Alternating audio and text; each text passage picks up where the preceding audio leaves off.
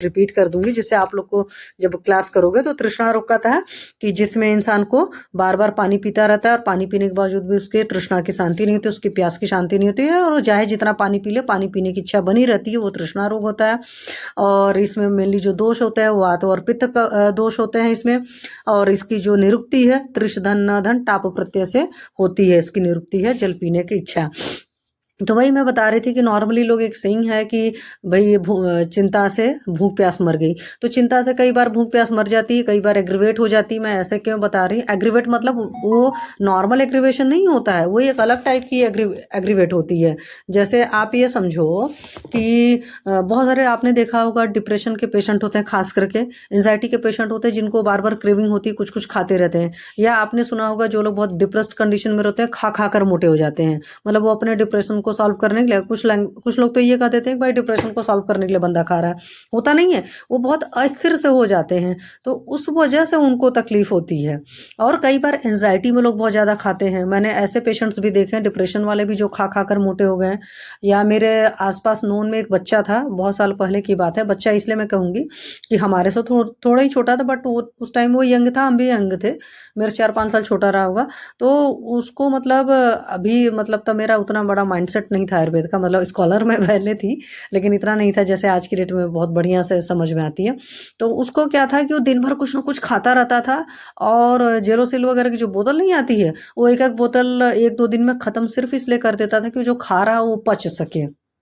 तो ये जो तकलीफ है उस वक्त मैं उसको नहीं बता सकती थी कि वो उसकी साइकोलॉजिकल प्रॉब्लम थी, ठीक है। तो ये सारी चीज़ अगर मैं आयुर्वेद के अच्छे हिसाब से अच्छे से देखती, हालांकि मॉडर्न वाले बस कर देते हैं कि भाई थोड़ा सा स्ट्रेस है या साइकोसोमेटिक है, इस तरह की चीज़ें करके ख़त्म कर देते हैं। बट आपको पता है लॉन्ग टर्म में ऐसे लोगों को बहुत सारी तकलीफ़ें होती हैं। तो आप ये सिंपल सा जो अगर गाँव का डायलॉग याद रखे रहोगे तो तृष्णा रोग पर अगर शॉर्ट नोट्स आ जाता है तो बड़े आराम से लिख सकते हो कि चिंता से भूख प्यास बढ़ भी जाती है, चिंता से भूख प्यास घट भी जाती है। और जो बढ़ना घटना वो नॉर्मल क्षुधा नहीं होती है। एक होता है कि हम लोग किसी की अग्नि को प्रज्वलित करते हैं, वो अग्नि प्रज्वलित करके खाना वो अलग सी बात है। एक होता है कि सिर्फ क्रेविंग हो रही है, आप बार बार खा रहे हो, पाचन क्षमता नहीं बढ़ी है बट क्रेविंग बढ़ जाती है। तो ऐसे पानी का है, अचानक ऐसे थोड़ी कि बॉडी में। लेकिन ये है कि जब आप एक्सेस कोई भी चीज़ सेवन करोगे तो उससे ये कि ये चीज़ का नुकसान हो जाएगा कि आपको अंदर डाइजेशन पावर की प्रॉब्लम हो जाएगी। तो इस बात का ख्याल रखिएगा। अभी मैंने देखो तुरंत जल्दी फ़ोटो खींची है तो इसलिए फ़ोटो अच्छी नहीं आई हुई है। तो एक तो क्षोभ वाला बहुत अच्छे से याद रखना, चाहे वो फिजिकल भी हो सकता है, मेंटल दोनों हो सकता है। भय होता है, श्रम बहुत ज़्यादा करते हैं, आपने खुद ही देखा होगा खास करके गर्मी के मौसम में जब आप बहुत ज़्यादा कर लेते हो, मतलब कि काम धाम कर लेते हो, तो उस वक्त भी आपको प्यास अच्छे से लगती है, ठीक है। तो इस बात को याद रखना कि उस वजह से हो जाता है। क्रोध करना, क्योंकि क्रोधात पित्तम, जब पित्त बढ़ेगा क्योंकि क्रोध की वजह से पित्त बढ़ा तो भाई अग्नि अंदर बढ़ी, अग्नि अंदर बढ़ी तो बॉडी का एक नेचुरल मैकेनिज्म ये होता है कि अग्नि को शांत करने का, क्योंकि बॉडी इक्विलिब्रियम मेंटेन करती है, ना अग्नि को बढ़ाना चाहती ना घटाना चाहती है। तो क्रोध वगैरह होने पर, या नेचुरोपैथी का कंसेप्ट है वहाँ पर भी पानी पीते हैं।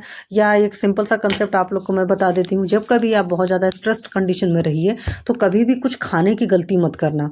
जब आप स्ट्रेस कंडीशन में होते हैं बोला जाता है सिर्फ थोड़ा सा पानी पियो, क्योंकि स्ट्रेस्ड होने पर आपकी बॉडी में जो टॉक्सिक मटेरियल बनता है, कभी भी इंसान स्ट्रेस्ड होता है ना तो टॉक्सिक मटेरियल बनता है, तो वो पानी जब पी लेते हो तो पानी का डाइजेशन होने के लिए ज़्यादा डाइजेस्टिव फायर की ज़रूरत नहीं होती है, मतलब बहुत कम अमाउंट लगेगा। ऐसा नहीं कि पाचन क्षमता वहाँ पर नहीं खर्च होगी, बट वो बहुत नॉमिनल खर्चा होती है और यूरिन के थ्रू आपका वो सारा कचरा निकल जाता है। इसलिए हमारे यहाँ देखो एक सिस्टम सा बन चुका है कि जब कोई इंसान परेशान होता है तो हम उसको पानी पीने को देते हैं, खाना खाने का नहीं है। कभी भी आप बहुत परेशान हैं तो कोशिश करिए कि उस वक्त मुझे कोई चीज़ ना खाएं। क्यों? आप स्ट्रेस कंडीशन में जो चीज़ खाएंगे तो वो उसी हालत में टॉक्सिक मटेरियल वाली कंडीशन में रहेगा और वो बॉडी में जितने घंटे रहेगा, क्योंकि उस टॉक्सिक मटेरियल के साथ में वो था, तो उसके डाइजेशन में जो टाइम तो लगेगा ही, और उतने टाइम तक आपकी बॉडी के अंदर वो चीज़ ट्रैवल करती रहेगी। तो इस बात को बहुत वो रखिएगा। जैसे मैं हमेशा कहती हूँ कि एक आयुर्वेद के स्कॉलर को काउंसलिंग बहुत अच्छी आनी चाहिए, और काउंसलिंग आपको तभी अच्छी आ सकती है जब आप अंदर की सारी चीज़ें समझते हैं। ठीक है, इसलिए मैं आपको बता रही हूँ और इस तरीके से आपको याद भी रहेगा आपका चैप्टर, वरना रट्टा मारने पर ना सारी चीज़ें भूल भाल जाती हैं। और विशेष लंघनों से कई बार होता है कि लंघन के अलग अलग तरीके होते हैं। जैसे लंघन के एक तरीके में आपको पता आतप सेवन होता है ना, अगर याद होगा तो आतप सेवन जब भी ज़्यादा करोगे तो ऑब्वियस सी बात है वहाँ पर भी होगा। मद्य से के हालांकि केस में भाई मुझे नहीं पता because I am not alcoholic, but जो लोग पीते हैं वो बता सकते हैं किस तरह की चीज़ें प्रॉब्लम होती है। उसके अलावा क्षार अम्ल लवण कटु रसों के सेवन से, तो ये चीज़ तो पता ही है कि खूब अच्छा अच्छा चीज़ उल्टा पुल्टा खाते रहते हो तो वहाँ पर इस तरह की तकलीफ आती है। ठीक है। और रुक्ष उष्ण शुष्क अन्न, वो तो आपने शुरुआत में ही बोला है कि रुक्षता गुण वात का बढ़ा रहेगा और उष्णता गुण आपके पित्त का बढ़ा रहेगा जब ज़्यादा बढ़ा रहेगा। और नॉर्मली भी एक चीज़ नोटिस किया होगा ना, कभी जब बहुत ऑयली स्पाइसी चीज़ें खा लेते हो तो आपने देखते हो ना, और हमारे ऑयली स्पाइसी चीज़ों का खासकर ऑयली चीज़ों का अनुपान क्या बोलते हैं, गर्म पानी उष्णोदक पीना है। उष्णोदक पान बहुत सारी जगह घृत में है, तेल में है, आपकी दालें जो है उसमें उष्णोदक पान है। और उसमें कई बार होता है, देखते हो ना, एसिडिटी जब क्रिएट होती तो होता बार बार बस पानी डाले जाओ मुंह में। मतलब नॉर्मली आप रोज शायद 3-4 बार पी रहे थे, लेकिन जब कुछ भी ऑयली स्पाइसी खा लेते हो तो हो सकता है उस दिन आप 8-10 बार पानी पी लो। तो इस तरीके से होता है। अच्छा, जिन लोग का धातु क्षय ज़्यादा होता है उनको भी प्यास बहुत ज़्यादा लगती है। क्यों?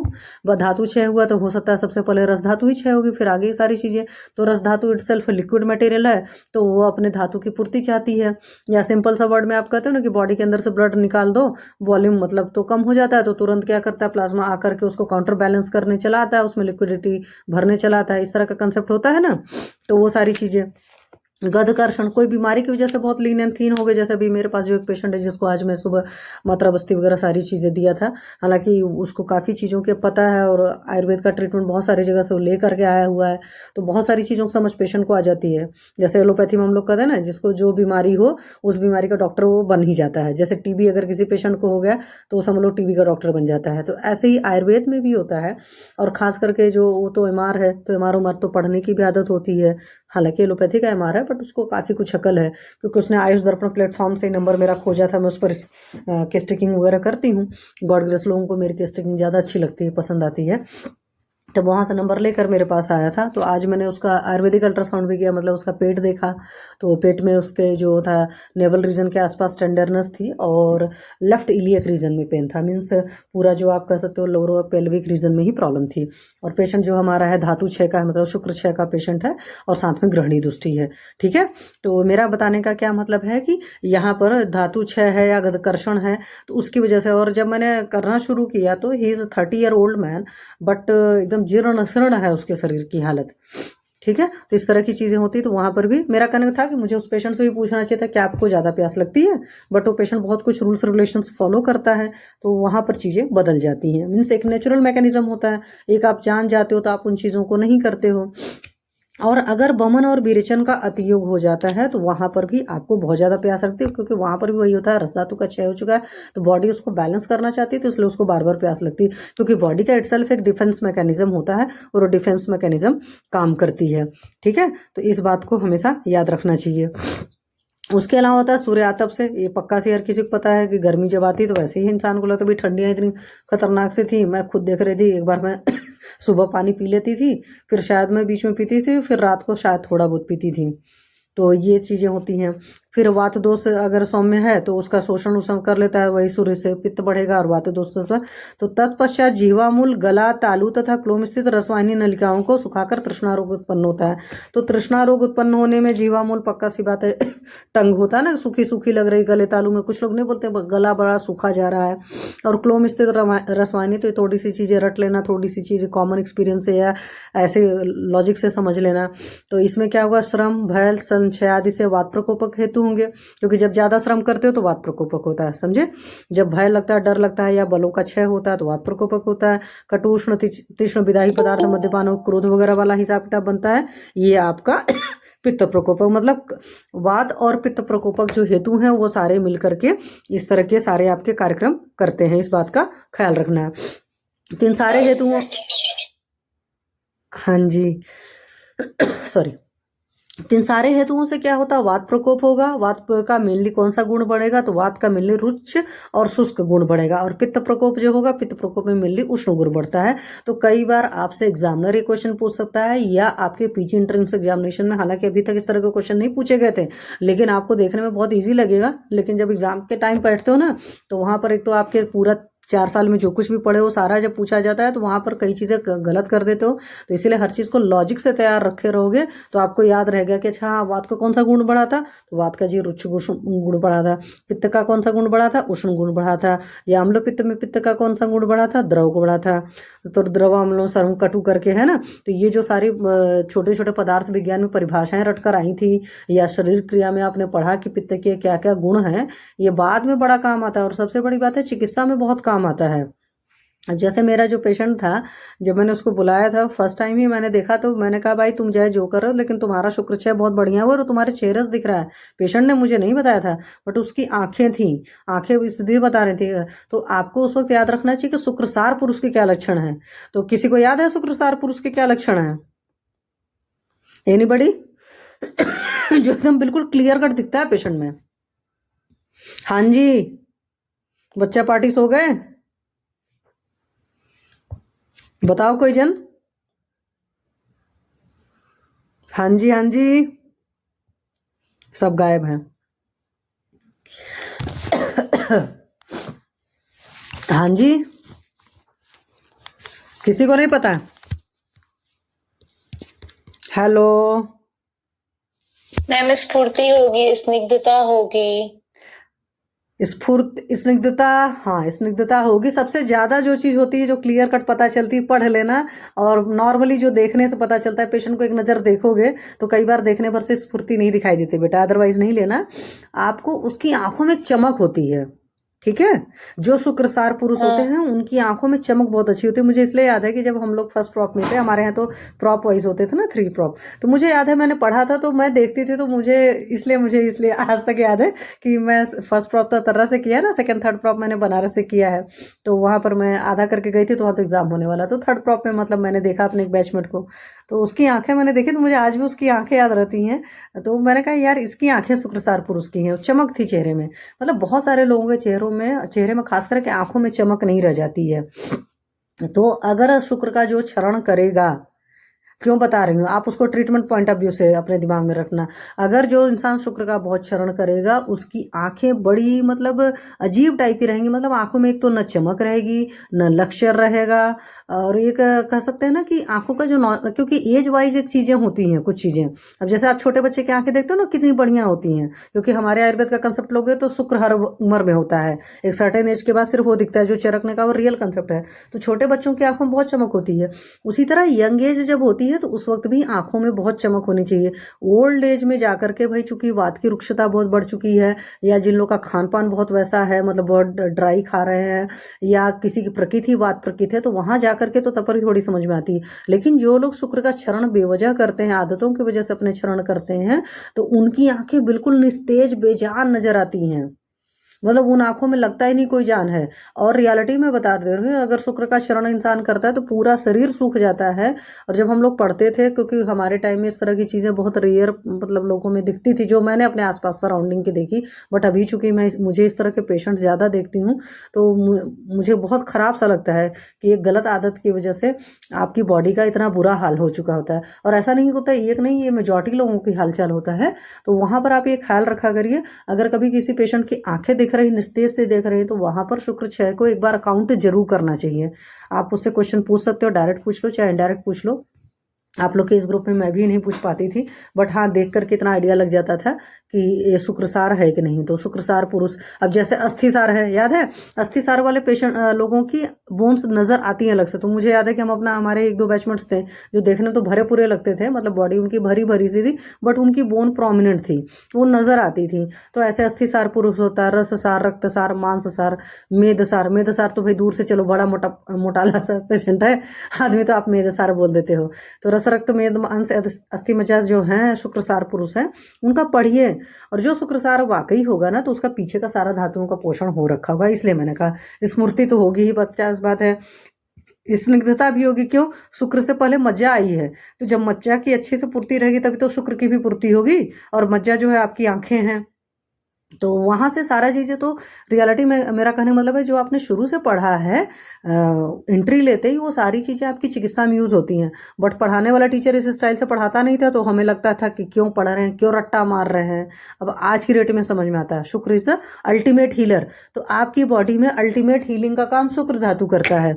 तो जितनी शुक्र धातु जिस मरीज की अच्छी होगी, वो उतना जल्दी रिकवर होता है। आप ये अपनी लैंग्वेज में समझ लो, ठीक है? इसलिए जब शुक्र 6 का मरीज आता है तो जल्दी कभी नहीं ठीक होता है। मेरा जो पेशेंट है तो मैंने इसको 1 ईयर का टाइम दिया है। तो अभी आज जो मेरे से करा था कि जहाँ जहाँ गया सबने कहा कि 1 डेढ़ महीने में ठीक कर दूंगा।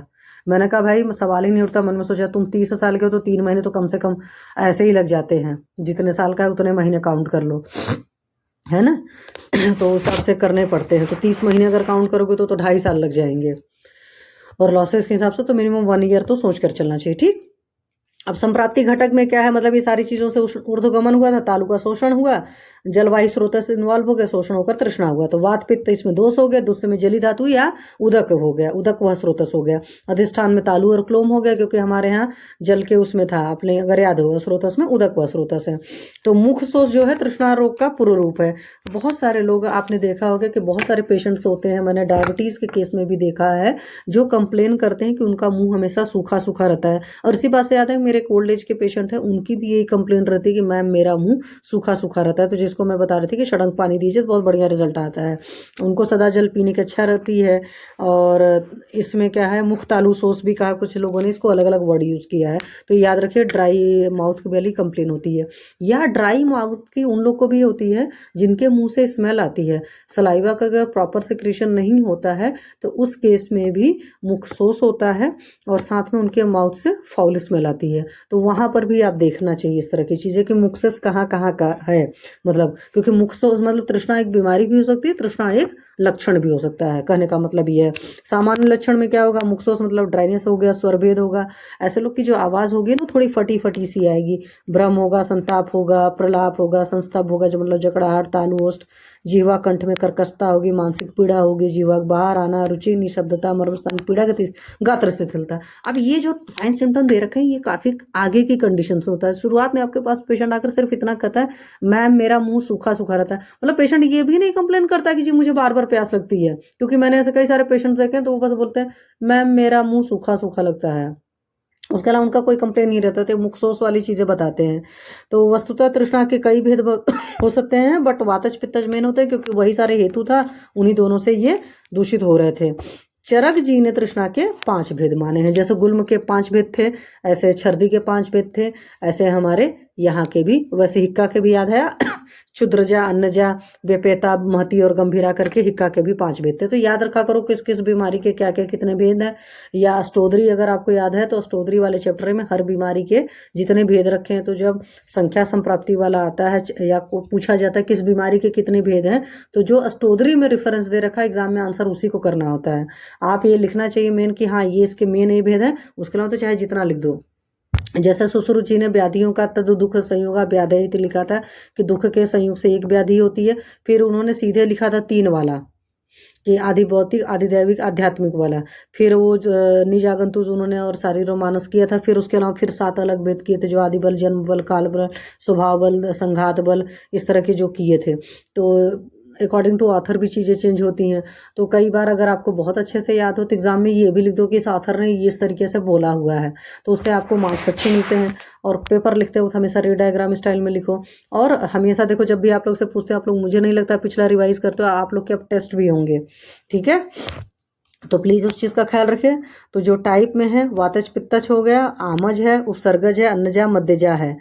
वर्णन क्रम से इसके अलग अलग भेद हो गया, क्योंकि अन्नजा टर्म सुश्रुत ने दिया है, मध्यजा जो है वात पित्त वाली ही है। तो यहाँ आचार्य ने 7वें भेद में वात में पित्त दोष की प्रधानता बतलाई हुई है। मध्यजा वाले में। फिर उसके अलावा अन्नजा जो है नामकरण, वो मैंने आपको बता दिया कि सुश्रुत जी ने दिया है। और गुरु अन्न सेवन, चरक ने जो बोला है, उन्होंने बोला है कि तृष्णा रोग के पीछे गुरु अन्न सेवन प्रथम कारण है। तो अब यहाँ से आपको क्या समझ में आ गया कि तुरंत हम ये समझ गए कि हमारे पास जब मुखशोष का पेशेंट आता है, तृष्णा का पेशेंट आता है, हम उसको लघु और सुपाच्य आहार देंगे। और लघु और सुपाच्य आहार का भस्मक रोग को छोड़ करके कहीं कॉन्ट्राइंडिकेशन नहीं है, ये मैं आप लोग को बता दूं। भस्मक रोग में हम ऐसी चीज देते हैं जो लंबा टाइम लगे पचने में, ठीक है, या ओबेसिटी में भी अधिकतर हम ऐसी चीज देते हैं जो बहुत लंबा टाइम तक बॉडी में बना रहे, जिससे पेशेंट को क्रेविंग ही ना हो, अगर आप वहां देखोगे आइडियली, ठीक है। तो इसलिए इसे अन्नस तृष्णा कहा जाता है, अन्नजा। सुश्रुत ने भी कुल 7 भेद माने हैं, याद रखना, पर उसमें मध्यजा नाम का नहीं आता है। और फिर सुश्रुत के भेद हैं वातज, पित्तज, कफज, ये हमारे इनके भी थे, वातज पित्तज थे, कफज इन्होंने से छतज और क्षयज माना है, क्षयज हमारे चरक जी ने भी माना था, और आमज और अन्नज मानना है। तो अलग अलग टर्मोलॉजी है, रट पाते हो तो ठीक है, अदरवाइज ऐसे ही लिख देना कि वात का की वजह से होगी, कुछ पित्त की वजह से होगी, मध्य पी रहे हैं तो मध्य की वजह से हो गई, ज़्यादा उल्टा पुल्टा खा लिया, गुरु अन्न खा लिया तो अन्नजा हो गई। तो ये सब सारी चीज़ें। तो वात तृष्णा का मतलब है कि सारी जो वात की गुण वाली चीज़ें, रुच और शुष्क गुण वाली चीज़ें खाएगा, तो रुच और शुष्क जो अंदर का जाकर के रस धातु को सुखा देगा, तो उसकी वजह से वात प्रकोपित हो जाएगा और वहाँ पर वातस तृष्णा हो जाएगी। तो इसमें निद्रा नाश होगा। जब वात का प्रकोप होता है तो हर किसी को पता है भाई, निद्रा नाश होता है। और वात जो हमारे नर्वस सिस्टम को रिप्रेजेंट करता है आयुर्वेद में, तो पक्का सी बात है भ्रम होगा, क्योंकि भ्रम पित्त का गुण नहीं है, भ्रम मेनली वात का गुण है, इस बात को याद रखना। और मुख विरसता होगी, क्योंकि कटु तिक्त कषाय रस जो है वो आपके मुंह के अंदर आएंगे तो आपको फील होगा वैरस से सा स्रोतों में रुकावट आ जाएगी, क्योंकि वात जी जब सही से नहीं रहते तो किसी को नहीं चलने देते हैं। तो इस वजह से पित्तस दोस्त क्या है, अग्नितत्व प्रधान है। तो पित्तम उष्णम द्रवम पीतम नीलम सत्व गुणोत्तरम, ये पित्त की परिभाषा है, तो याद रखा करो, तो वहां से समझ में आता है। तो अपना जो इस तरह के उष्ण गुण खाए, विदाही चीजें खाए, तो उससे वो क्या हुआ, पित्त प्रकोपित हो गया। तो जो जली धातु रहेगी वो उष्ण था, तो उष्णता से अंदर दाह क्रिएट कर देगा, तो तृष्णा रोग उत्पन्न हो जाएगा। तो इसमें मधुर तिक्त कषाय है, तो तिक्त रस बनता है, सिर में जलन होगी, और सीताभिनंदिता, भाई बहुत ज़्यादा गर्मी बढ़ी है तो ठंडा ठंडा कुछ खाने पीने का मन करेगा ना, मूर्छा होगी, पिताक्षी होगी, मतलब आंखें मलमूत्र शरीर पीला पड़ना होगा, इत्यादि लक्षण पाए जाते हैं। स्टारवेशन वगैरह की कंडीशन में भी आप देखो, उसमें यूरिन पीला निकलता है। ये चीज़ याद था कि जब आप फास्टिंग के नेक्स्ट डे होते हो तो फास्टिंग के नेक्स्ट डे यूरिन पीला निकलता है। आमस तृष्णा में आम की वजह से होगी, आम मतलब वही गुरु अन्न वगैरह जब खाओगे तो उसकी वजह से आम और पित्त दोष की प्रधानता से हो जाएगा। ये भी तृष्णा आग नहीं कही जाती है, इसमें स्रोतों का अवरोध हो जाएगा। आम का मतलब ही एक तरह से कचरा है, टॉक्सिक मटेरियल जमा होगा, और ये आपके उसमें भी था कि स्रोतों में रुकावट वाला कार्यक्रम वात में भी था, या आमज में भी है। और इसमें अरुचि, आधमान और मुख मार्ग से अति का प्रवेश। तो जो आमस तृष्णा होती है, मतलब उसमें क्या रहेगा कि तृष्णा भी लगेगी और लार भी टपकेगा, मतलब प्यास भी लग रही है पेशेंट को, और मुख में प्रसेक भी हो रहा है, मतलब सलाइवा भी भरा है, साथ में प्यास भी लग रही है, दोनों एक साथ हो रही चीजें। तो वहां पर ही इसीलिए सारी बीमारियों के अंदर ना कुछ कुछ जो डिफरेंशियल चीजें होती बहुत अच्छे से पता होनी चाहिए। और कुछ नहीं समझ में आता तो भाई दीपन पाचन लोमन करके हर काम को ठीक ठाक करके छोड़ दो, ठीक है। हाँ, लेकिन अब दीपन पाचन लोमन आपको प्रकृति के हिसाब से डिसाइड करना पड़ता है, या पेशेंट की कंडीशन के हिसाब से डिसाइड करना पड़ता है। क्षयज है तो पक्का सी बात है हर चीज का क्षय हो चुका होगा, तो वहां पर स्वर अत्यंत दीन हो जाएगा। सोचने वाली एकदम सिंपल सी बात है, हृदय गला तथा तालु सूख जाते हैं। क्षयज का मतलब ये होता है भाई सब कुछ क्षय हो गया, तो क्षय हो जाएगा तो इंसान की जो आवाज है उसमें दमखम ही नहीं रहेगा। इसी बात से याद है कि अभी मेरे कल नहीं परसों एक पेशेंट थी किसी और की, तो उसकी कंडीशन काफी खराब थी, तो उसका हालत यही था, स्वर अत्यंत दीन हो गया था। तो डिस्टेंट पेशेंट वो किसी और की भी थी, तो फिर मैंने कहा भाई सामने वाले को रिफ़र करिए, कोई एक नॉर्मल बंदा आ करके देखे उस कंडीशन को, तभी ज़्यादा अच्छे से कर सकता है, वरना प्रॉब्लम हो जाएगी, ठीक है। तो ये चीज़ों का भी डिस्टेंट पेशेंट में ख्याल रखना पड़ता है। फिर उसके बाद ये है कि उपसर्गस तृष्णा है। उपसर्गस का मतलब होता है चीज़ों का कांटेक्ट होना, ये सब मान लो हमेशा। तो उपसर्ग में ज्वर, प्रमेय, क्षय, शोष, श्वास इत्यादि रोग से पीड़ित के उपद्रव स्वरूप होती है उपसर्गजा, तो इसे उपसर्ग तृष्णा करते हैं। इसमें भी दिन स्वर रहेगा, संशोष, गल, तालु, शोष इत्यादि सारे लक्षण पाए जाते हैं। कभी कभी ज्वर वर के पेशेंट को भी नहीं होता, बिल्कुल बेजान से पड़े रहते हैं, हालांकि इस तरह के पेशेंट कम दिखे हैं। नॉर्मली मेरे पास जो आए हैं वो अधिकतर काफ़ी लॉन्ग टर्म की, मतलब वात का प्रकोप वगैरह रहा है, कॉन्स्टिपेशन साथ में रहा, मतलब वो त्रिदोष वाले ही मेरे पास जो आए हैं। फिर अन्नज में गुरु पदार्थ खा लिया, दूध खा लिया, स्नेह खा लिया, कभी कभी बहुत मिठाई सिठाई है, छीर के बिकार खाते हैं तो उसमें भी आता है। खास करके फेस्टिवल्स के टाइम नहीं होता है, अभी होली आ रहा है तो इंसान खूब खा पी लेगा, उसके बाद खूब प्यास उस लगेगी, तो उस तरह की चीज़ें होती हैं। तो इसमें भी वात और पित्त दोष होते हैं। इसे भक्तद्वा तृष्णा कहते हैं कि ज़्यादा खा लिया, अब खाने पीने से ही चिढ़ मच गई है, तो उस तरह की चीज़ है। और मध्यजात तृष्णा तो पक्का सी बात है, ये मध्य होते हैं, और सभी मध्य याद है आपको, मध्य और विष के गुण लगभग बोलते हैं समान होते हैं, तो पक्का सी बात है तीक्ष्ण उष्ण और रुक्ष होगा मध्य जी।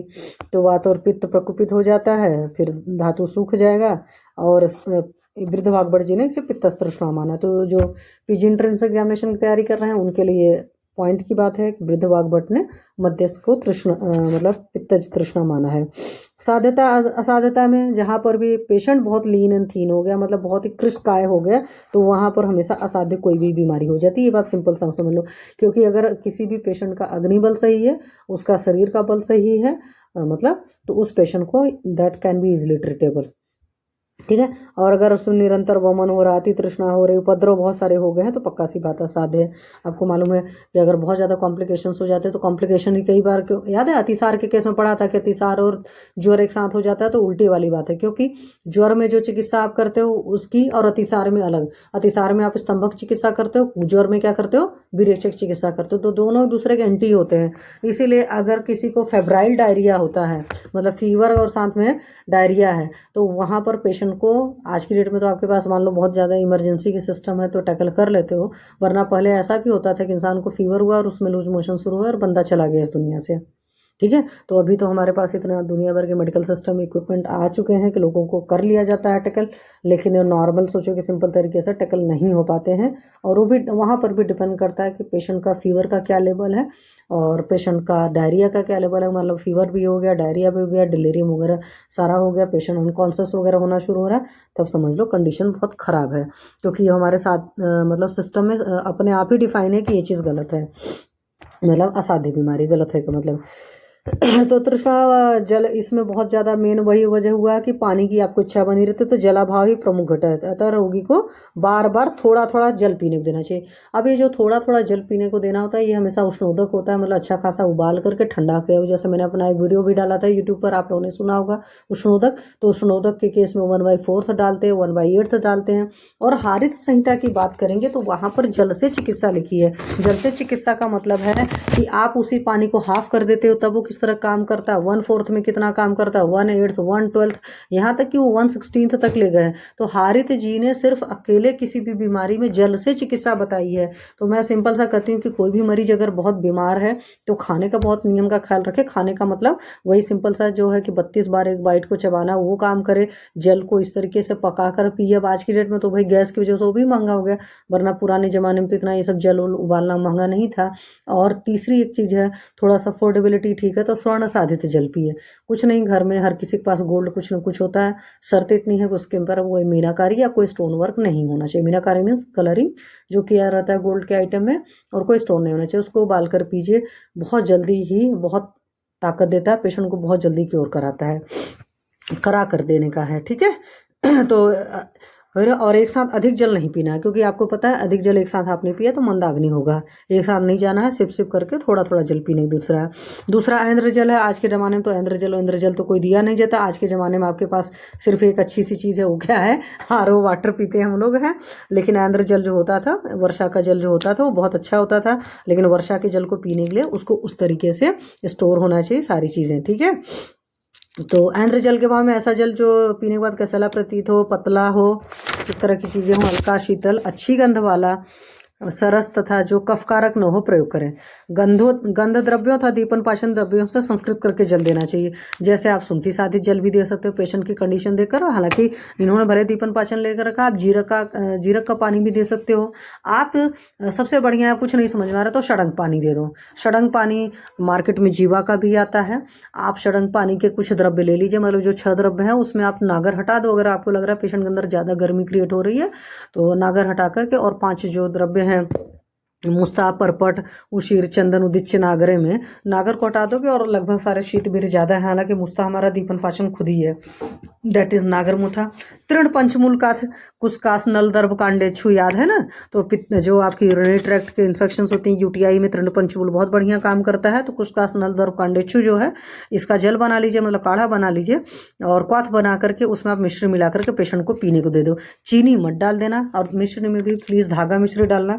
आज की डेट में मार्केट में बहुत सारा हुआ रहा है कि शुगर के क्रिस्टल बनाकर मिश्री को बेच रहा है, मतलब मिश्री के नाम पर शुगर क्रिस्टल्स बेचे जा रहे हैं। तो इस बात को ख्याल रखिए। या धान के अलावा का सत्तू वत्तू होता है, मिश्री और ऐंद्रजल और मधु मिलाकर, ये इधर महाराष्ट्र साइड में लाजे की खील वगैरह काफ़ी ज़्यादा दी जाती है। हमारे नॉर्थ में तो इस तरह की प्रैक्टिस लोग कम करते हैं, यहाँ पर लाजा की खील ही कम खाई जाती हैं। उसके अलावा पेशेंट को जब बहुत तृष्णा रोग होता है तो अवगाहन कराते हैं। जैसे नदी उदी है, तालाब उलाब है ना, जब इंसान उसमें तैरता है, मैं इसको आपको ऐसे बता सकती हूँ जो मेरा खुद का मतलब फेस किया हुआ कंडीशन है। या नॉर्मली जो भी लेडीज़ हैं जो इसका तीज का व्रत रहती हैं, तो उनको तीज में तो नियम होता है ना 3 बार नहाने का। आप सही से सोचोगे ना उस टाइम क्या होता है, तीज का व्रत पड़ता है हमेशा अगस्त में, अच्छी खासी गर्मी होती है और ऊपर से आप निराजल होते हैं तो बिल्कुल पानी नहीं पीते, तो पक्का सी बात है कि अंदर आपको मतलब प्यास खूब लगी होती है। तो उस वक्त जब आप नहाते हो तो बहुत अच्छी सी फीलिंग आती है। और मैं तो क्या करती हूँ यहाँ पर, जैसे घर पर मैं बाथ टब में कई बार पूरा वो हो जाती थी कि पड़े रहा उसी में आधे घंटे, तो बहुत अच्छी सी फीलिंग आती है। क्योंकि भाई नदी में नहाना या तालाब में नहाना तो पॉसिबल नहीं हो पाता है। हालांकि जो लोग गंगा जी के किनारे के आसपास के होते हैं वो लोग गंगा जी जाते हैं प्रॉपरली नहाने, मैं ऐसे लोग को भी जानती हूँ इसलिए बता रही हूँ। तो आप अपने घर के बाथटब में भी मतलब अच्छे खासा अपने आप को अवगाहन करा सकते हो या पेशेंट को अवगाहन करा सकते हो। और एटलीस्ट अपने सेंटर पर तो एक बाथटब रखना चाहिए अगर आप मतलब। और मैं कहूँगी शुरुआत में भी जब आप लोग अपना क्लिनिक खोलिएगा, भले एक कमरे का क्लिनिक खोलिएगा, वो आपका चैम्बर एटलीस्ट इतना बड़ा हो कि पेशेंट को जो एग्जामिनेशन टेबल है उसी पर कुछ कुछ प्रोसीजर्स कर सके, जैसे नाभि पूरण कर सकिए, नस से कर सकिए, मात्रा बस्ती कर सकिए, ठीक है। और मात्रा बस्ती कर लेंगे तो और भी बस्तियां कर सकते हैं। हाँ, निरूह बस्ती के लिए आपके पास वॉशरूम जरूर होना चाहिए और शिरोधारा भी आप कर सकते हो पेशेंट का। बहुत सारे कटी बस्ती, जानू बस्ती, सारी चीज़ें आपकी ओपीडी प्रोसीजर के दम पर भी हो सकती हैं। अगर थोड़ा सा चैम्बर बड़ा सा हो तो आप उसमें मैनेज कर सकते हो। मैंने ऐसे लोग को भी देखा है जो फॉरेन के क्लाइंट्स लेते थे। लखनऊ में हमारे एक सीनियर थे, मतलब हैं बॉस, तो मैं उनका 2016 में विजिट किया था उनके सेंटर को। सिंपल सा 10 बाई 12 का भी कमरा नहीं था, जितना बड़ा मेरा अपना ओपीडी वाला चैम्बर है उतना ही बड़ा था। तो मेरे पास तो बहुत बड़ा जगह है, गॉड ग्रेस परमात्मा की कृपा है कि मेरे पास प्रॉपर पंचकर्मा के 2-3 रूम हैं और सारी चीज़ें। तो उनका उसी एक सिंगल रूम में सब कुछ करते थे। उनके फॉरेन के क्लाइंट्स आकर उनसे पंचकर्मा कराते थे और 16 में ही करीब लाखों रुपए लेते थे पंचकर्म करने के। वो तो यहाँ तक करते थे कि चावल के पाउच बनाकर, दाल के पाउच बनाकर देते थे, आपको यही चावल लेना है, इतना ही लेना है, सारी चीज़ें। तो मैंने उनका तरीका देखा था जिस टाइम उनका मतलब वो क्या होता था कि टेबल सारे फोल्डेबल रखा हुआ था। जिस टाइम पेशेंट की कोई भी कराना, चाहे स्नेहन कराना, चाहे स्वेदन कराना, चाहे बस्ती कराना, इधर टेबल खिसकाई और उधर प्रोसीजर हो रहा है उतने छोटे से कमरे में। तो मेरा कहने का मतलब है कि आप अगर अपनी वर्थ बना लेते हो तो आप कर सकते हो बड़े आराम से। तो उनको था अपने आप पर विश्वास और उनके पास उस तरह के पेशेंट आते थे और मैंने देखा है वहाँ पर प्रोसीजर्स होते हुए, ठीक है। तो कई बार हमारे दिमाग में फोबिया होता है कि नहीं हम नहीं कर पाएंगे या हमको इतनी बड़ी इक्विपमेंट चाहिए। कोई वो नहीं, जैसे मेरा सेंटर तो इसलिए बड़ा है कि मेरे हस्बैंड का भी सेंटर साथ में इसके साथ ही रन होता था। और जब हस्बैंड का सेंटर प्रॉपरली रन होता था तो इतनी जगह कम पड़ती थी उनके लिए, तो मुझे हार्डली उन्होंने एक चैम्बर दे रखा था। रियलिटी यही है। तो अब ये है कि हाँ, मैं पंचकर्म नहीं करती थी तब की बात है, तब मैं अपना मैनेजमेंट वगैरह भी सारी चीज़ें देखती थी। कहने का सिंपल सा है कि अगर आपके पास एक रूम भी है, आपको कुछ कुछ छोटी छोटी चीज़ें आ रही तो एक आपकी टेबल हो गई और एक एग्जामिनेशन टेबल तो भाई हर इंसान अपने रूम में रखता है, क्योंकि एग्जामिनेशन टेबल के बगैर आप पेशेंट को कैसे चेक कर पाओगे। तो इस बात का ख्याल रखिए कि आप जो है अपना एग्जामिनेशन टेबल पर कुछ कुछ प्रोसीजर करिए। उसके लिए हाथ इतना मतलब अपना रखिए, परफेक्ट रखिए कि जैसे मैं आज बताऊँ पेशेंट को मात्रा बस्ती दिया, जबकि मैं उसको पहले पिछली बार बता चुकी थी, बट पेशेंट कहता मैम पेन तो नहीं होगा। तो मैंने कई बार इसीलिए फिंगर मतलब अच्छे से पीआर करते हो तो ख्याल रखा। मैंने कहा भाई देखो, फिंगर का चौथाई भी नहीं होती है कैथेटर की चौड़ाई और बड़े आराम से जाएगा, आप बॉडी को आराम से छोड़ दो। और फर्स्ट टाइम मात्रा बस्ती उसको दिया था, बट शाम को 6 बजे भी मैंने बात किया, मतलब टेक्स्ट किया, तो पेशेंट को होल्ड था, कुछ भी नहीं निकला था। और सुबह 10:30 बजे का या 10 बजे की मैंने मात्रा बस्ती दी थी, क्योंकि पेशेंट डिस्टेंट था तो उसकी मतलब वो करना था, उधर परीक्षण करना था। तो उधर परीक्षण हमने किया और उधर परीक्षण करने के बाद में हमने इस चीज़ को किया था।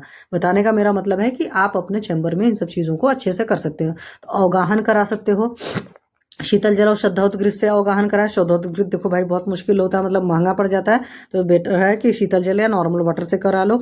और यूज दे सकते हो अलग अलग, द्रोणी टब बाथ मैंने जैसे आपको बता ही दिया। यूज में मूंग मसूर चना जिसको भून करके अब देखो आपको एक चीज और ये है कि जो हमारा शास्त्र बोलता है यूज कल्पना देने को, हम क्या करते हैं मूंग की दाल को उबाला और उबाल करके उसको पानी ले लेते हैं, उसको यूज कल्पना बोलते हैं। रियलिटी ये नहीं है हमारे शास्त्र में, चाहे चावल बनाने की बात है चाहे दाल बनाने की बात है, वहां पर हर जगह क्या है कि भून करके लेना। क्यों? जब आप उसको भून देते हो तो उसके अंदर का जो क्लेद वाला गुण होता है ना वो काफी कम हो जाता है। ठीक है, तो ये जो चीज़ है तो इस बात को याद रखिए कि यहाँ पर ये भून करके वर्ड है, तो बहुत अच्छे से, हालांकि अब मैं अपने पेशेंट को भी कोशिश किया करूँ इस तरीके से बता दूँ, मैं सोचती हूँ ना पेशेंट को जितना सिंपल हो जाए, बट रिजल्ट तभी आते हैं जब आपका इस तरीके से सिस्टम होता है। ठीक है, गंडूश करा सकते हैं क्योंकि मुख सोस है, तो पक्का सी बात है कि माउथ के अंदर लोकल थेरेपी क्या करोगे, तो लोकल थेरेपी में आप गंडूस कराइए, कवल कराइए, कुछ नहीं है। गोदूध हर किसी के पास में होता है, गाय के दूध से करा दो। मार्केट में इच्छू रस मिलता है भैया, गुड़ है, अंगूर है, मुनक्के का रस है, मिश्री है, मधु है, सेंधा नमक है, सीधु सिरका, माधवी, बिजोरा नींबू का रस है, कुछ भी, मतलब आप ये सोचो सबसे सिंपल सा, घर में आपके पास नींबू रहता ही है गर्मी के सीजन में, नहीं तो दूध का करा दो। दूध को नहीं स्पीड करना चाहते हो, बेस्ट तरीका आप नींबू से करा लो। ठीक है, कुछ नहीं मिल रहा, नमक और सेंधा पानी से, सेंधा नमक और पानी से करा लो, जो नॉर्मल गार्गल वाला आपके पास सिस्टम होता है। प्रलेप करा सकते हो, प्रलेप में तृष्णा नाशक में जामुन है, आम है, बेर है, बेंत है, पंचवल्कल है, बट गूलर पीपर पाकड़ जो है ये वाला चीज़, पंचाम्ल है, और इन सबको कल, इन सब की छाल मिलाकर कल तैयार करें, इसमें घृत मिलाकर छाती मुक्त था सिर पर लेप करें। तो इनकी छाल यूज़ करनी है। अगर आपको छाल नहीं मिल रही है तो आम की पत्तियां तो हैं ही, क्योंकि कषाय रस होती हैं, तो स्तंभन करेंगे उन चीज़ों का, तो आप उसको भी इस्तेमाल कर सकते हो। तृष्णानाशक भी होती है क्योंकि शीतबीरें होती हैं। साथ में ये भी याद रखना, जैसे मैंने उस दिन आप लोग को पढ़ा रही थी कुछ ना, मैंने कहा आगे से मैं आमनो और जामुन वाली पत्ती का यूज़ करूंगी, क्योंकि मैंने यूज़ नहीं किया था, बट मैं यूज़ करेंगे, वो आपके सर्दी रोगाधिकार का था, अगर आप लोग को सही से याद होगा तो। अन्न लेप में जो है कमल का फूल है, सुगंध वाला आप यूज कर सकते हो, चंदन यूज कर सकते हो, जौ का सत्तू बहुत बढ़िया चीज़ है, चांगेरी 3 पत्ती हर जगह उगी रहती है, मेरे सेंटर पर भी काफ़ी है, आप उसको यूज कर सकते हो। तो इन सबको एक मिलाकर पीसकर उसमें गोघृत मिलाकर सिर हृदय प्रदेश मुक्त तथा मस्तक पर लेप करें तो सबसे बढ़िया। कुछ नहीं मिलता है तो जौ का सत्तू तो रखते ही हो, नहीं तो पेशेंट की अफोर्डेबिलिटी अच्छी है तो सुगंध वाला या चंदन से कर दो। कुछ नहीं मिलती 3 पत्तियां लाओ पीस करके उसके सर पर लेप कर दो, पेशेंट को पता भी नहीं चलेगा कि आपने क्या किया, आपको जो लेना है आप ले लेना। और उसके अलावा मस्तू है, दही का पानी मतलब है, और ठंडी जगह पर रहना है, थोड़ा थोड़ा ठंडा ठंडा अच्छा लगे, ये सब सारी चीज़ें हैं। पुष्प धारण मणियों की माला ये सब है, हालांकि पुष्प धारण मणियों की माला वगैरह तो आज तक नहीं कराई है, बट इस तरह की चीज़ें भी पेशेंट्स को करा कर देखना चाहिए। हम लोग को एक्चुअल में जब मैं पढ़ती थी आप लोग के इस ग्रुप में तो मुझे विश्वास नहीं था, तो इस तरीके से नहीं कराए थे, बट अब मुझे हर चीज़ पर परमात्मा की दया से विश्वास है तो मैं कराती हूँ, और आप भी कराइए, अच्छा लगेगा। ठीक है, उसके अलावा नस्य करा सकते हैं। नस्य में अब यहाँ पर कोई आपका तेल ओल नहीं है, यहाँ पर ऊटनी का दूध इस्तेमाल है या स्त्री का दूध है, नारी स्तन जो है बहुत सारी जगह काम करता है, जीवनी घृत इसमें मिला सकते हो, चीनी और डाल करके सब सारा, या ईख के रस का नस्य भी दे सकते हैं। ये देखो इतना बढ़िया है। तो जो इच्छू रस है मार्केट में आजकल खूब मिलता है, अगर आपके पास तृष्णा का पेशेंट आता है आप मंगाइए तुरंत, तो उसका भी नस्य दे सकते हैं। नहीं तो क्योंकि ऊटनी का दूध तो हर जगह मिलेगा नहीं, अदरवाइज जीवनी घृत मिलाए रहोगे। अब मार्केट के जीवनी घृत में अगर स्मेल आती रहेगी तो पेशेंट का तो वैसे ही आधा मन खराब हो जाएगा। ये भी याद रखो कि नहीं कुछ होता है, मिश्री रखे रहो सेंटर में, मिश्री में पानी मिलाओ उसका दे दो, खत्म। ज़्यादा सोचना ही नहीं, क्योंकि आपको युक्ति जरूर लगाना चाहिए। और ज़्यादा लग रहा है कि बहुत नौजिया वजिया फीलिंग हो रही है तो मधु और जल का मिश्रण पिला करके वो मन करा दो, और बाद में उसको उदन दे देना, मतलब चावल और उसके साथ में मधु दे देना। औषधि योग में आम्रादि कषाय, वट शुंगादि चूर्ण वगैरह, गुटकिया वगैरह है, तो इस तरह की मैंने कोई चीज़ें यूज़ नहीं करी है। रसौदिया में रसादि चूर्ण, कुमिद्रस, महोदय रस, चंद्रकला रस, प्रवाल पिष्टी, यस प्रवाल पिष्टी आप बड़े आराम से यूज़ कर सकते हो, क्योंकि पित्त शामक होती है और बहुत बढ़िया काम करती है, और पार्थिव द्रव्य सबसे बड़ी बात है तो अच्छा सा काम करती है। अदरवाइज आप चंद्रकला रस भी रख सकते हो, क्योंकि सेंटर में कुछ ऐसी चीज़ें खासकर औषधियों का लंबा टाइम स्पैन होता है तो एक्सपायर होने का भी लोड नहीं होता। एक आसोरस्ट और एक रस औषधियाँ, वो आप बड़े आराम से इस्तेमाल कर सकते हो, तो इस चीज़ को करके देखो। ठीक है। और वातज तृष्णा अगर होगी तो वातज तृष्णा में क्या करोगे, वातक ने मृदु लघु तथा शीतल अन्नपान का सेवन कराएंगे। तो इस बात का ख्याल रखिएगा। गुड़ मिले दही का भी यूज करा जा सकता है। इसमें गुड़ची स्वरस है, मिश्री है, दही गुड़ है अथवा मांस रस और शक्कर है। आपके पास कुछ नहीं मिल रहा है तो गुड़ची को इस्तेमाल कर सकते हो। क्यों? गुड़ची याद होगा अगर आप लोग को, मैंने कई बार क्लास में बताया कि आपके रस धातु पर बहुत बढ़िया काम करती है। उसी तरह पित्तज में मधुर तिक्त द्रव और शीतल पदार्थों का सेवन करा करके ये सब काम कर सकते हो। पक उदुम्बर का फल रस जो होता है आप वो यूज कर सकते हो। और गुलर उलर हर जगह पड़ी होती है, अथवा हिम कषाय बनाकर दे सकते हो। सारवादी गण की औषधियां दे सकते हो। कुछ नहीं तो सारीवादी बटी भी यूज कर सकते हो। काश्मर्यादिक महा कषाय लाजोदक, मतलब लाजा का पानी, वही जो लाजा की खील जो होता है उसका पानी बनाकर। आमस तृष्णा में त्रिकटू दिया, सुंठी मरीच पिपली बालोच भल्ला तक रस प्रदान द्रव्यों से सिद्ध क्वाथ दे दो। कुछ नहीं समझ में आ रहा, त्रिकटू का क्वाथ दे दो, क्योंकि आम बना है तो आम का पाचन करेगी। वो भी नहीं तो सिर्फ अकेले शुंठी सिद्ध जल दे दोगे वो भी चलेगा। ठीक है, बाद में दे देना अपना गिलोय सिलोय। तो इसके अलावा दही, मधु, तर्पण और लवण युक्त उष्ण जल, ये सब सारी चीजें यूज की जा सकती हैं। और सामान्यतः वही मैंने बोला ना कि कफ वाला है तो कफ तृष्णा के समान चिकित्सा करनी चाहिए। तो बिलवादी पानी, बिलवादी कषाय, ये सब सारी चीजें यूज कर सकते हो। षडंग पानी सबसे बढ़िया यूज होता है। इन्होंने दशमूल के साथ षडंग पानी यूज किया है, पंचकोल भी यूज किया है। आप ये इसका मेरा कहने का मतलब है कि आप कंडीशन देखकर डिसाइड करो, क्योंकि सबसे ज्यादा हम लोग यूज करते हैं षडंग पानी, इसलिए मैंने आपको बताया। नींब कषाय भी यूज कर सकते हो। हालांकि नींब कषाय जो होता है, नीम की पत्ती ही लेकर पीस करके पिला दोगे तो बहुत कड़वास होता है, पेशेंट तुरंत वॉमिट तो कर ही देगा। तो आधा आराम तो उसी से आ जाना चाहिए। और क्षय छतज में मांस रस का सेवन करा दो। पेशेंट वेजिटेरियन है तो उसको यूज में थोड़ा सा घी डालकर देने को दो, पीने को। मधु का रस दे सकते हो, गाय बकरी का दूध दे सकते हो। याद है अक्षमा की चिकित्सा में बकरी की सेवा करना, बकरी के पास रहना। तो जहाँ पर ये अक्षमा टाइप की कंडीशन रहती है वहाँ पर बकरी का दूध बहुत बढ़िया काम करता है। आपके डेंगू में भी बकरी का दूध बहुत बढ़िया काम करता है। क्षयज छतज में वमन निषिद्ध है, क्योंकि पेशेंट के अंदर वैसे ही बल नहीं है तो वमन कराने की प्लीज गलती मत करना। छतज में छत की चिकित्सा, मांसरस का प्रयोग, रक्तपान, रक्त स्तंभन कर्म निर्दिष्ट है। और सारी तरह की जो है नारियल का चूर्ण दे सकते हो। देखो बहुत बढ़िया है। रसादी बटी अगर नहीं भी मिल रही है तो नारियल सेंटर पर रखे वही दे दो पेशेंट को, तो वो भी बहुत अच्छा होता है। छोटी इलायची मतलब एला के अनुपान से दीजिए, क्योंकि एला भी आपकी जो शीतबीर होती है बहुत अच्छी सी होती है, तो वो भी बहुत बढ़िया काम करती है। तो करना क्या है कि गर्म पानी में ऐसे बस इलायची डालो, ऊपर से बस ढक दो। गर्म पानी में इलायची डालकर गर्म नहीं किया जाता है, उसको ढक दीजिए तो उसके अंदर उसका एसेंस आ जाएगा। क्योंकि आपको पता है ना कि उसमें जो ऑयल है, एसेंशियल ऑयल, वो आप बॉयल कर दोगे तो उड़ जाएगा, तो उसके साथ दे दीजिए। उसके लिए हरिताश्म बटी है, रसादी चूर्ण है। और मध्य तृष्णा में आधा भाग जल मिले मध्य में अनार का रस वगैरह, सेंधा नमक, छोटी इलायची मिलाकर पिलाएं। पथ्या हर जगह वही लाल साली चावल, मूंग मसूर चना की दाल का यूज, हरी सब्जी, कच्चे नारियल पानी, घृत मधु, दधी तक्र गुड़, नींबू, मधुर तिक्त रस पदार्थ, पुदीना। प्राणियों का शोधित मांस रस है तो पुदीना आपके पास रहता ही है। नारियल का पानी आपको बड़ा अच्छा चीज है। घृत है, मधु है, दधी है, तक्र है, गुड़ है, नींबू है। तो कुछ कुछ चीजें तो बड़ी अच्छी से आपके पास ही पड़ी रहती। चने की दाल का यूज दे सकते हो। मूंग मसूर तीनों ही दाल है, तो कुछ नहीं समझ आया। मूंग तो हमारी यूनिवर्सल है आयुर्वेद वालों की, तो मूंग की दाल का ही यूज दे दो। देख लो कंडीशन क्या है। और पेशेंट को बिल्कुल भूख नहीं लग रही है तो आप नारियल पानी भी दो, तो हल्का सा गर्म करके। तो इस बात का ख्याल रखो। अपथ्य क्या होगा? स्वेदन नहीं कराओगे भाई, खुद ही पित्तज विकार में स्वेदन थोड़ी कराते हैं। अति व्यायाम नहीं सेवन करना, धूप, रुच, उष्ण, विदाही, गुरु पदार्थ, अग्नि सेवन, मद्यपान, मैथुन, कषाय रस, तीक्ष्ण द्रव्य और अंजन। अंजन यहाँ पर अपथ्य है। अंजन वैसे कुछ कुछ जगह ही दे रखा है और बहुत रेयर लोग अपने ट्रीटमेंट में अंजन को यूज करते हैं, अनटिल अनलेस किसी काय की डिसीज नहीं हो। तो जितना मेरी नॉलेज में है, ठीक है। अब चलो आप लोग बताओ, कहीं कोई करी? हाँ बोलो बोलो बच्चा पार्टी। हाँ जी हाँ जी, कोई डाउट किसी को? Hello ma'am. हाँ जी बच्चा बोलो। अगर और बहुत प्यास लगती है, मुंह सूखा रहता है, तो फिर क्या करेंगे? षडंग पानी दे दो। बेस्ट तरीका षडंग पानी दो। कुछ भी मतलब कोई इजी, मतलब वो पी पाए, मतलब खा पाए इस तरीके से। हाँ भाई, मतलब ओल्ड एज है, दादी है। हाँ षडंग पानी दीजिए ना, कुछ नहीं है। जीवा का षडंग पानी आता है।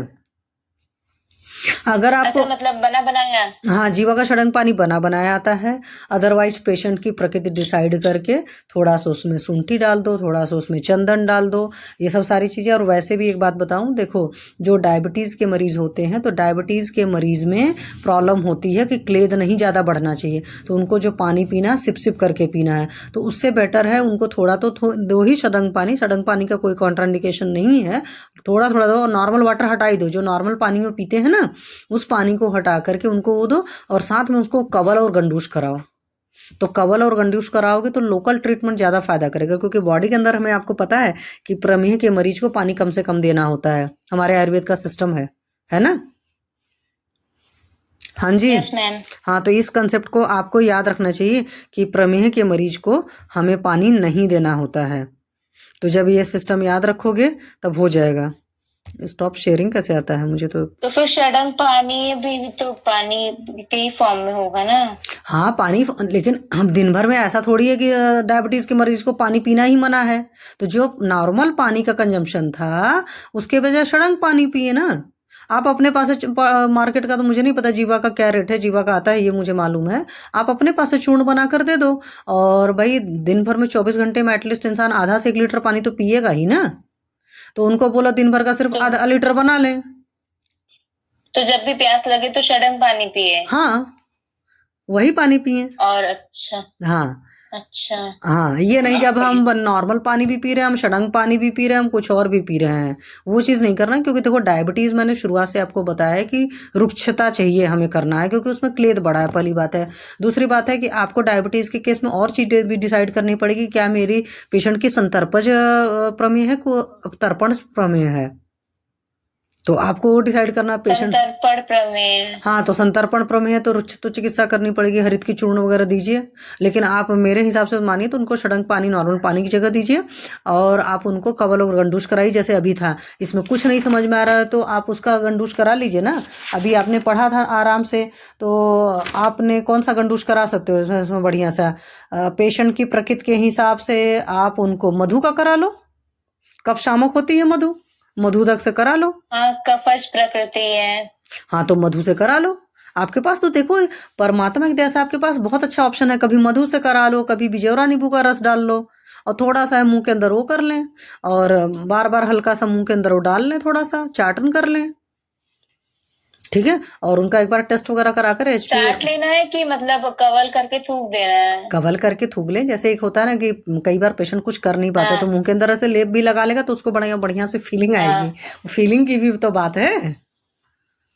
हाँ लेकिन फिर वो मार्केट वाले शहर में तो शुगर भी बहुत ज्यादा रहता है। तो आप मतलब बेस्ट ऑप्शन पास नींबू है, नींबू से करा लो, कोई लोड नहीं है। अब तो सोचना की बात ही नहीं बची है तो कि नहीं। कवल अगर मान लीजिए कराना है नींबू से तो कितने टाइम, सुबह शाम या फिर कभी भी। अरे भाई ऐसा करो ना, कवल जब कराना है तो दिन शुरुआत में जब ज्यादा तकलीफ हो रही है 3-4 बार करा सकते हो, लेकिन नींबू क्या करना ज्यादा मत यूज करो।